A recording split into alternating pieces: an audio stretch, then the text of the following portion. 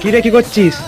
এই যে বিয়ের পিড়ি রং করছে এখানে, এটা হচ্ছে আমার মায়ের বিয়ের পিড়ি, ঠিক আছে? আমার মায়ের পর থেকে সবাই এই পিড়িতে বসে বসে, মানে মাসিরা, দিদিরা, মামারা সবাই এই পিড়িতে বসেই বিয়ে করেছে। এখন আমাদের জেনারেশনে বিয়ে শুরু হয়ে গেছে। বলেইছিলাম যে বাড়িতে বিয়ে বাড়ি শুরু হচ্ছে, এখন জোরদার বিয়ে বাড়ি লাগবে, যখন বিয়ের পিড়ি রং করা হচ্ছে। এখানে শুধু আমি করছি না, আমি আছি, ভাইয়েরা আছে, রোহন রাজ আর দিদিও আছে ওইদিকে। তো কমপ্লিট করে তারপর তোমাদের সাথে শেয়ার করবো কিরকম হচ্ছে।